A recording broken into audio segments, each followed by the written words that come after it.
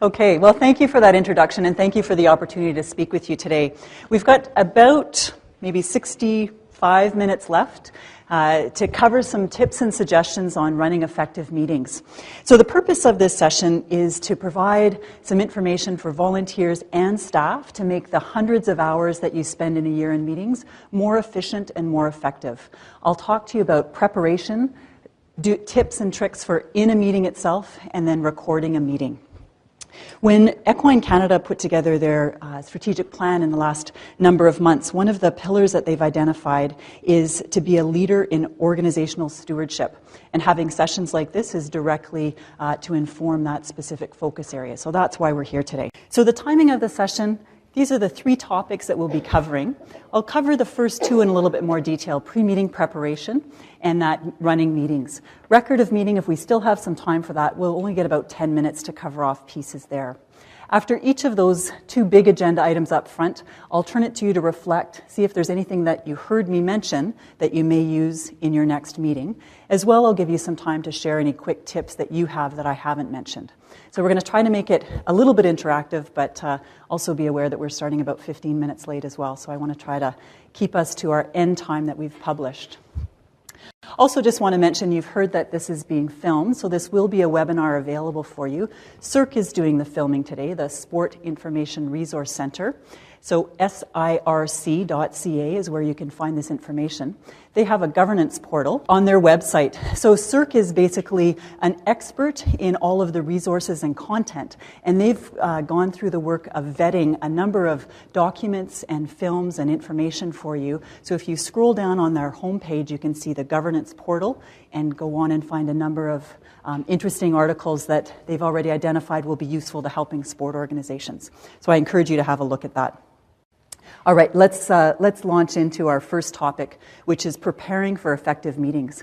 So you heard Michael say that I'm a facilitator, and I typically think of a ratio as at least a 2-to-1 ratio of how much time do I spend preparing to a meeting that I actually spend in a meeting. That ratio changes considerably the more contentious the issues are, the more people in the meeting room, the types of things that we're doing. So in some cases, I would spend 6 or 8-to-1 ratio of preparation time to in a meeting. So I really encourage you as a chairperson, the more time I think that you can spend doing upstream prevention, putting things in place, preparing for the meeting, the more efficient and effective your actual meeting will be. So I really encourage you as a chair, but also as a participant, to invest in that preparation for the meeting so the time that you're actually together, either face-to-face or on a conference call, can be the most effective possible. Okay, so there's 3 things I'm going to cover in this pre-meeting prep: preparing effective agendas, document distribution, and then the actual design or the procedures that you'll use in a meeting. So Equine Canada doesn't have a specific template that the committees use, so there's over 80 committees within the organization. There's some good practices, so instead of telling you this is the policy, this is how you have to do it, I've got a number of best practices from within your organization that I'll point out to you. So this is from Jump Canada. They're a subcommittee of the Sport Council. Here's one of their recent meetings. You can see it's a screenshot. So a few things that they're doing well here. One is that they're naming people that are going to speak to an agenda item. So it's a heads up to that speaker, as well as people in the meeting know that these are the individuals that are going to be speaking to the issue. You can see a very clear numbering system. Again, if you're on a conference call, people will clearly follow, all right, we're on issue 9.2. It just helps you move through quickly. Here's a shot of a Sport Council agenda. A few things here that are noteworthy. They've got the call-in instructions and the access code right on the front page of the agenda.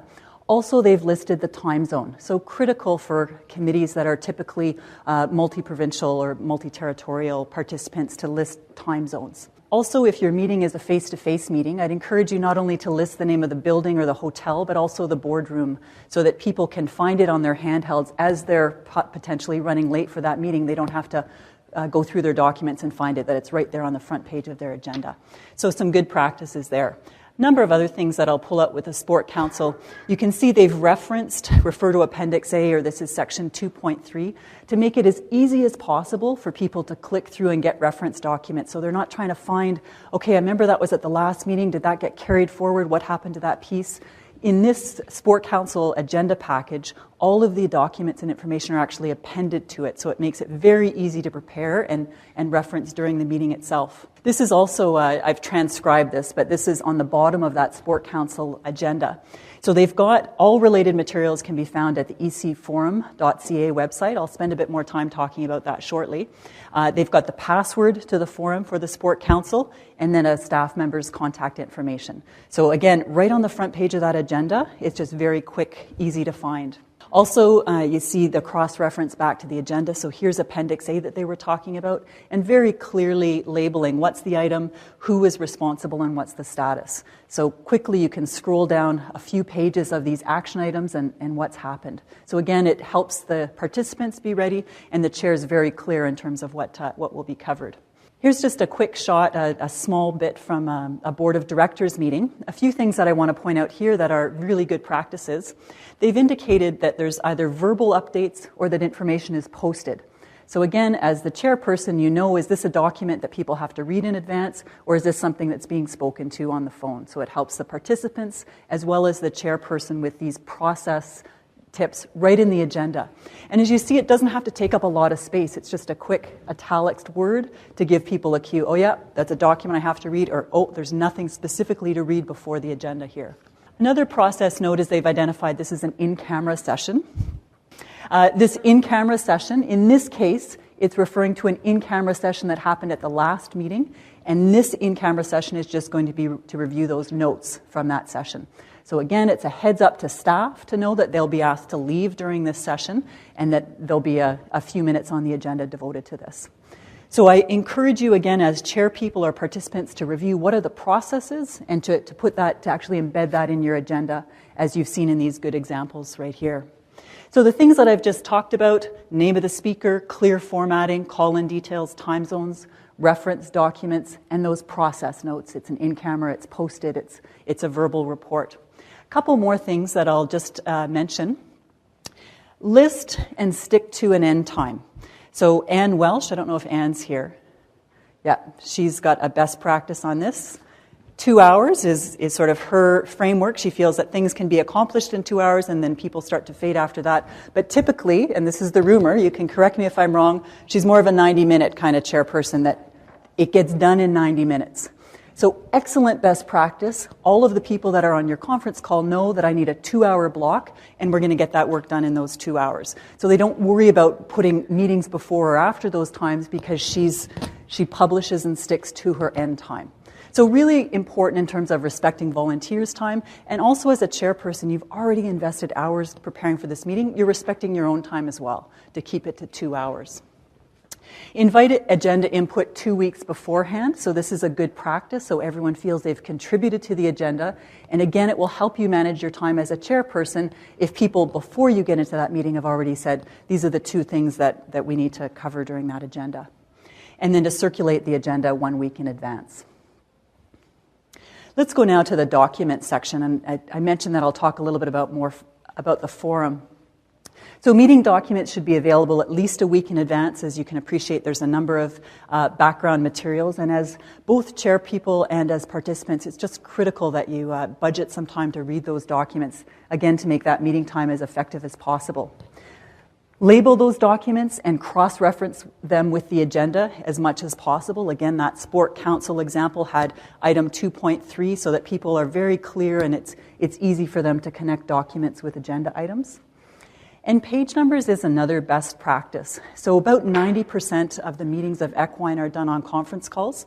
And the more that you can reference either this is page 4, section A, the easier it is for people to follow. Whether people are screen sharing or have hard copies of documents, if you're able to refer to a page number and if you can number bullets where it's appropriate, anything that you can do so verbally, you can give cues as a chairperson or you can ask, what page are we on, what slide are we on, so that everyone can follow. So you're minimizing the time of the shuffling of papers and where are we and which bullet point, so to make it as easy and clear for people to follow along as possible. This is a best practice in terms of Equine Canada. So Forum, just a quick show of hands if you use Forum right now. Great. So that's actually about indicative of the organization. About half of the committees use Forum. This is an online repository for documents, and I just can't say enough about what a valuable tool this is for you as an organization. So it allows you to minimize the amount of emails coming into your inbox, for example. Large files don't have to be emailed to people. You don't have to worry about it. Some people have backlogs in email programs. I know the Ottawa Police has what they call email jail. If they've got too many files, they can't actually open or send, so it literally stops, it shuts down their emails. So if you post all of your meeting materials here, the IT department from Equine can actually set you up. So I encourage you to connect either with your staff liaison or with your IT person to get you set up on Forum. But it can save hours of time and streamline the business of your committee. A couple more things I want to say about this. There's a feature of those people that are using it. How many use the chat feature? Okay, so this is an underutilized aspect within the Forum. So if you're not currently using Forum, I challenge you to try to get on Forum by the end of the calendar year. And if you're not using all of the aspects of Forum, like the chat feature, I encourage you to make that your sort of goal for your committee this year. So the chat feature allows you to have conversations about specific documents right in the Forum itself. So it allows you to see what other people are saying, and all of the comments become visible to all. So instead of doing the dreaded reply all on your emails about documents, and I can imagine what this is like when you're preparing for a meeting and you're trying to find, what did John say about that document? I know I read something, and what was it? But you can all go on to Forum and read the history of the conversation right within that chat feature itself. So it allows you to manage your documents more easily and manage your conversations. So for chair people, I guarantee it will reduce the amount of emails coming into your inbox. And for committee participants, I guarantee it'll make your life easier in terms of preparing for meetings and following conversations and what people say. So that's the end of the infomercial on Forum, but I do encourage you to try to use that this year. It's certainly worthwhile. The last thing I'm going to talk about, and I won't spend much time on this, but this is the meeting design. So this is the process that you will use for each agenda item. So a couple things is to actually itemize your meeting objectives before your meeting. So what I always talk to my clients about, and this is very early on in terms of our meeting preparation, I ask them to finish the question, this meeting will be effective if, or this will be a successful meeting if. And I get them to identify what are the 3 things that you want to accomplish, either in this one-day conference or in this 2-hour conference call. What are the 3 critical things that you want to achieve? So really itemize those. As a chairperson or as a participant, be very clear. What are we meeting to accomplish today? What is this time about? And I use action verbs to start those. And sometimes it's tough to limit it to just 3, but I really encourage you to do this as a best practice. I would encourage you as a chairperson to list those 3 objectives in the email that you're sending to participants with the agenda attachment. So this is what we're meeting for. Here's the agenda. Click on it and access the information in Forum. Also, you can use those meeting objectives when you're framing a conference call or a meeting. Good afternoon, everybody. These are the 3 main things that we want to achieve today. Let's move to our approval of the agenda. So it's good housekeeping, it keeps things in order, and it clarifies to people what you want to accomplish. Is this a decision-making meeting? Is this a meeting where we're going to discuss a new issue? Is there a lot of reports and just us approving reports? What's the purpose of us getting together and really itemize it? Second thing is to brief each speaker. So again, we'll go back to that Jump Canada the sample that you saw. There was a number of committees that were speaking, and there was names listed beside each of them. I would encourage you as a chairperson, either by email or by phone, to talk to each of those speakers on the agenda and manage their expectation. How many minutes do you want them speaking? What are the highlights? Are they supposed to be raising some specific questions? Are they providing recommendations? The chairperson should connect with everybody on that agenda before the call. Also, and I'll get to this as well when we talk in a meeting, you want to frame that aspect of the agenda by saying, we've got a number of committee reports, I've asked each of the chairs to speak for 2 minutes, and then we'll have questions. So the person who's speaking knows that in advance. They're not hearing it for the first time in the conference call, and they've got their 2 minutes of highlights prepared. Plan for a meeting record. So identify, in some cases you've got secretaries, I think maybe just for the board, but if it's a rotating person that keeps those minutes, but identify before the meeting who is going to do that. And as the chairperson, I would encourage you to have a conversation with that recorder so that you identify what specifically do you want recorded and how much information. In some cases, again, for really contentious issues, Some organizations that I've worked with want to know who every speaker is that's spoken on an agenda item. Typically, that's more than you need, but there might be some agenda items that you really want to make sure are documented in more detail, and others that are just outcome-based. So again, that chairperson should be talking to that recorder beforehand to identify what specifically are you looking for in terms of taking notes and preparing a report. Absolutely. That's good practice as well. So if there's something specifically, again, that's contentious, if you're recording a meeting, that's a requirement to say we're audio or we're video recording or whatever, so that they're aware. And agenda item number 4, we're going to be transcribing, for example. Plan out each agenda item. So again, this is part of due diligence as a chair. So I print either a hard copy of the agenda or I replicate it in another format, and I actually write notes on it. What's the process that we're going to use for this? Do I need a mover and a seconder on this? Is this a majority vote? Is this something that we're going to have? Is this a debatable vote? Is this amendable? So any of those things that I can think about in advance that helps me when I'm on site facilitating or chairing that meeting, I'm going to give myself as many cheat sheets as I can, because you're allowed all those cheat sheets going into that sort of meeting. So I would encourage you to do that. Are there specific outcomes that you want? So this one, it's a motion carried from the last meeting. We need a vote on this motion. So again, as chair, none of it should feel like, oh, I'm not sure how we're going to deal with that. You should have at least have some general pieces about how you want to handle specific items. Also, time frame. So you've heard me talk about briefing those speakers, but you should have a good sense. The first 4 items, we should be finished in 10 or 15 minutes. I've got more for the next agenda item because that's a bigger issue where we're discussing it for the first time. So you need to have some flexibility in your schedule as well. But I guarantee, again, Anne, as a best practice, to keep her meetings to 90 minutes, I bet she's thought about how she's going to budget those 90 minutes, give or take a 10-minute buffer. It doesn't just roll out conveniently to be 90 minutes. It's thoughtful planning and preparation that makes that happen. So again, it's the chair's responsibility, and you can use those cues in your meeting. We're not going to spend a long time on this, but we will take time for 1 or 2 questions. So you've managed the expectations that we're not going on at a huge amount, but I will take time if you've got a question or 2. Okay, let's move on to our second topic, which is actually running the meetings itself.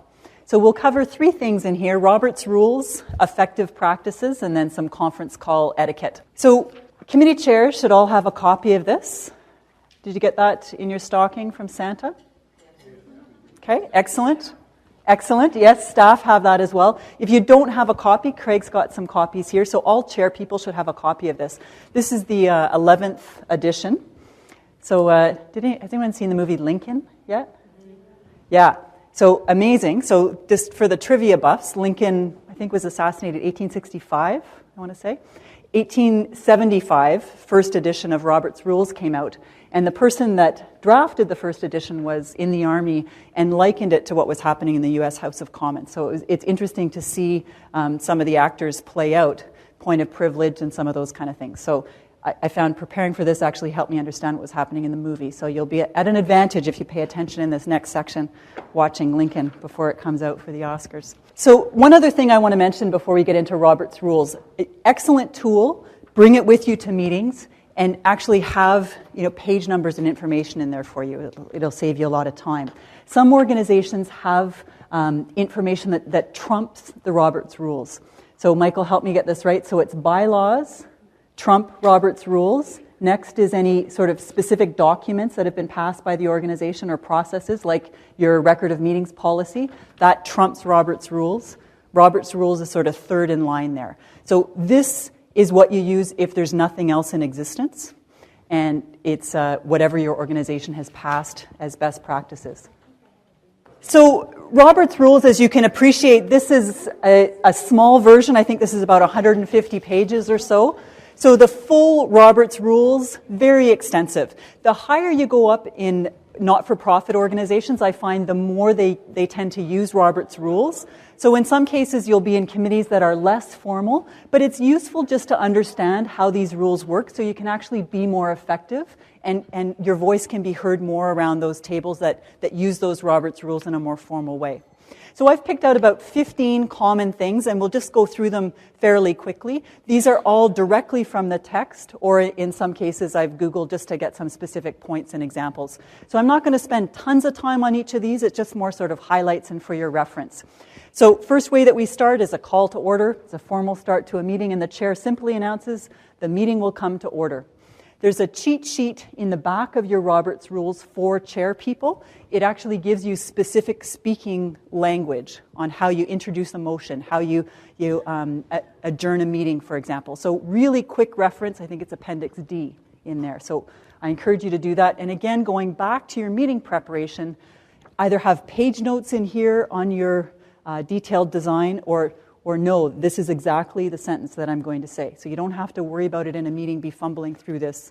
You've already done that preparation. So that's a call to order, very quick. Next thing, approval of agenda. I think of this like flossing. Not everybody does it, but it is a really good best practice, and it doesn't take a lot of time. So it's done by both the Sport Council and the board. You don't need a motion. A majority vote is required, but it's just a way of agreeing to this is how we're going to cover our time that we spend together. So not necessary, but definitely worth your time if you can budget that in there. Approval of minutes. So minutes, according to your record of meetings policy, should be circulated shortly after the meeting. But minutes aren't actually an official record until they're approved by the group. So there's sort of that loo time from one meeting to the next, and then they become a formal record. So typically the chair will state the meetings have been circulated. In the past, when we didn't have emails, the meetings were read, so imagine how fun that would have been sitting through the reading of the minutes. So we fortunately circulate them beforehand, and then the chair would simply state, are there any changes? Typically, those changes are all amendments that don't require any debate or discussion, and then corrections are made, and then no further corrections, the minutes are approved. So again, it's good housekeeping, it's easy to keep things in line, and then those minutes become a formal record of what was said in the last meeting. This is an interesting one, adjourning a meeting. So there's actually no motion that's required if you've finished all of the agenda items that you've listed for business and called, the chair typically would call, is there any other business? If there's no other business, the meeting can simply be adjourned. If you are adjourning the meeting while there's still business items, then you do need a motion to adjourn. So it's not a debatable motion, but it requires 2/3 of the people to agree that you're going to adjourn the meeting early. So again, just a small point, but an interesting two different ways of doing that. Moving and seconding a motion, this is one of the most common things in these formal settings. So a motion is simply a formal process to bring something to the attention of a group to have a debate and discussion and make a decision about it.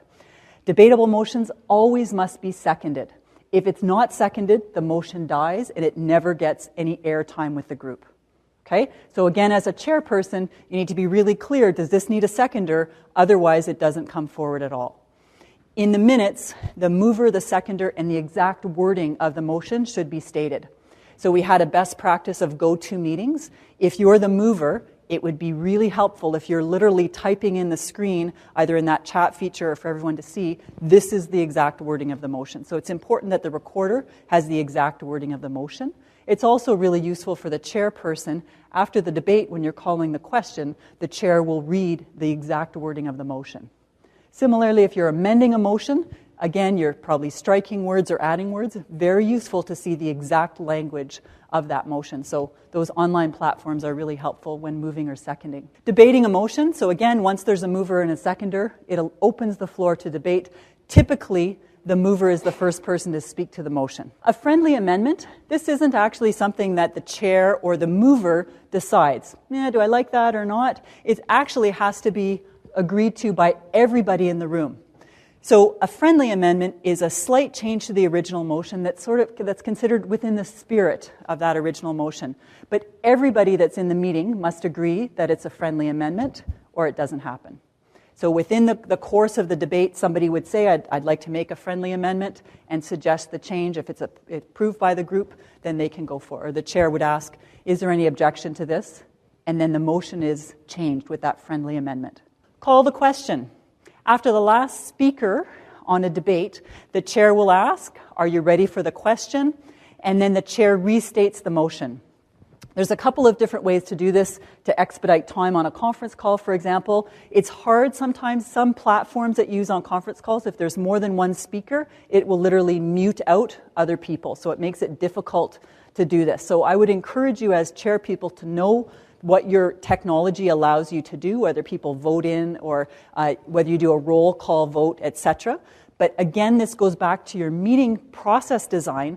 Before the meeting, you should think about how are we going to do this. If we're on a conference call and we know that people are going to be cut off when they're saying yay or nay, how are you going to handle that? What's the most efficient way to get people to vote in a really short amount of time? If you're doing a roll call, then you do have to record that in the meeting, what people have voted on. Typically, though, in less formal settings, you can say all in favor, all opposed, and I do think it's good practice to ask if there's any abstentions. Motion to limit or extend the debate. So anytime one person is kind of imposing their will on the group, it needs a motion. So if a person, for example, typically in Robert's rules, it says speakers have 10 minutes to hold the floor. If there's a motion on the floor, 10 minutes to speak, and they get 2 rounds of 10 minutes. So without doing the math, that's way more time than you want to spend on conference calls or in meetings. So typically, a motion to limit the debate is in order. I've been in less formal settings where the chairperson says, let's only take 2 minutes per person on this, for example, and we'll make sure that everyone's had the floor once before we go to a second round of speakers. So it's not quite as formal, but Robert's Rules does allow for a motion to limit the debate. So this motion can be done a couple of different ways. You can limit the time per speaker, or you can limit it to 20 minutes, and then we'll call the question. So a couple different ways of doing that. But again, best practice of timekeeper, you've got to be really fair. If you're saying you've got 60 seconds, then you need to cut people off after 60 seconds because it's unreasonable to cut somebody off and not somebody else. It's a biased way of leading a meeting. So this is, again, very useful to keep your meetings on time. To refer a motion, so this is basically to take a motion that's on the floor and deal with it at another time. It can be dealt with later in the day, or it can be dealt with at another meeting. So if there's something that's more pressing on your agenda, again, going back to what are your objectives that you're here to achieve, if you're spending a ton of time on something that's not a critical outcome, refer it to a committee. Sorry, I'm thinking about 2 different things. This is referring a motion, sending it to a committee to do additional work.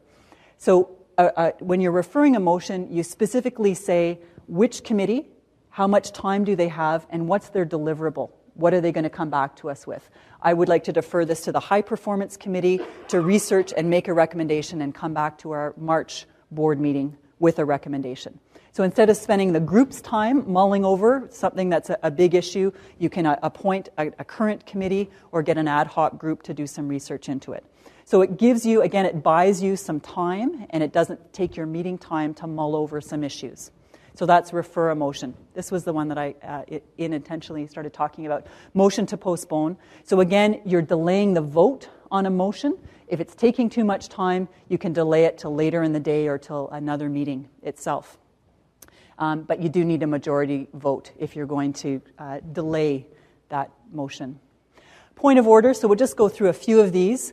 This is a request to verify the formal rules. So as the chairperson, a point of order, they are responsible for maintaining the rules of the meeting, but at any point, somebody can stand up and have a point of order. So the chair will make a ruling whether that point is appropriate. And I'll give you an example. Chairperson, the speaker is making a point that he or she has already made, and the chairperson decides if that's accurate and then redirects the speaker to continue and to not repeat. This motion contravenes our bylaws is another point of order. The speaker's time limit has expired is a point of order. So you don't have to wait till you have the floor. You can literally interrupt in the middle of a speech with a point of order. Point of information. This can be used very cleverly. And again, if you see the movie Lincoln, you'll see this as well as a point of privilege. So you're interrupting during someone's speech, and this again is a pretty formal process, but it's a brief interruption where you can ask for specific facts, or so you can specify, Mr. Chairperson or Mrs. Chairperson, what does the speaker mean when using the term X? So they can interject and interrupt a speaker to use this point of information. So it allows you to elaborate on some of the facts that are being, or the statistics that we have are different than this information. Question of privilege, this is slightly different. So if there's something that's happening in the room that's disrupting you from hearing, maybe someone's talking on their cell phone, there might be a loud something happening outside. Chairperson, question of privilege here, I can't hear the speaker because there's too much noise. Maybe the heat, it's too hot in the room, or the air conditioner's on, or the window's open or closed. So any of those kind of personal comfort things, that's a question of privilege. And again, it's ruled by the chairperson. A couple more of these and then we're done. In-camera sessions. This is Latin for the word in a chamber or in private. So this is a closed session that's typically without staff people. There are in-camera sessions where if there's a conflict of interest of a board member, then that board member would leave the room during that in-camera session. So again, a best practice is if you know you're going to have an in-camera session to actually list it on the agenda so that people don't kind of get suspicious. It just gives clarity to how that specific agenda item will be dealt with. So this is to discuss a sensitive matter. Maybe there's litigation before the board. It could be a performance review of a senior officer or compensation, for example. And the discussion in an in-camera session, according to your policy, remains private, but the outcome of that in-camera session gets published in the public meeting minutes. Okay, so the discussion is covered, but that's dealt with separately, but the outcome must be reported in the minutes. So the outcome is public, but the discussion is not public. Let's move now to effective practices. I won't spend as long on the last two, but just some highlights for you about running effective meetings. You've heard me talk about this briefly. So verbal prompts on procedure. So again, you would say something like, we're going to have each person speak for 2 minutes, and then we'll call the question. So give people a sense. What are you doing? How much time is it going to take? Introduce each agenda item by providing the outcome. So again, as a chairperson, you're framing that agenda item by saying, this item is presented for your information only. So we'll take a couple of questions, but people know there's not a vote. Or this item, we need a decision on this today. So before you actually get into the agenda item, you're framing it with what's the outcome you need from this specific agenda item. Read the motion before a vote. We've talked about that, so people are clear on the language. And track the speakers list, especially on a conference call. If people can type to you to say that they want to get on a speakers list, but it just helps you be really efficient, whether you're face-to-face or on a conference call, to keep track of who's spoken. And then again, as a chairperson, you'll know, has everybody had their time to speak the first time before you do round two. A few other things. Keep people on track. So at the beginning of a meeting, I typically give myself license. As a facilitator, I just want to let you know I will be interrupting people that get off track. So I apologize in advance if I'm rude, but I do want to keep us all on track. So that's my kind of standard comment at the beginning. So then when we're in the meeting, sorry, I'm just going to interrupt you there. Can you give us your final comment, and then we'll go to our next speaker. So you can be polite, but be firm on this because you're respecting everybody's time by limiting the amount of people that are going over time or that are getting off topic. You know, thank you for that comment. I just want to bring us back to what we're discussing, which is this. That's a really interesting point, but it's different than our current agenda item. Let's save that for new business, or we're going to be discussing that at our next meeting. But it's critical as a chairperson that you're using this to keep people on track and to keep meetings focused. And I appreciate that there's so many things that are intertwined and of relevance, but the more you can keep things on track, the more productive you'll be in the meeting. Keep time, we've already had that. We've talked about for the meeting, for each agenda item, and for the speakers. So that was a best practice that we've heard. Refer to time regularly. So say things like, we've got 20 minutes left and I've got these 2 agenda items. Or this next agenda item, I've only like to spend 5 minutes on it.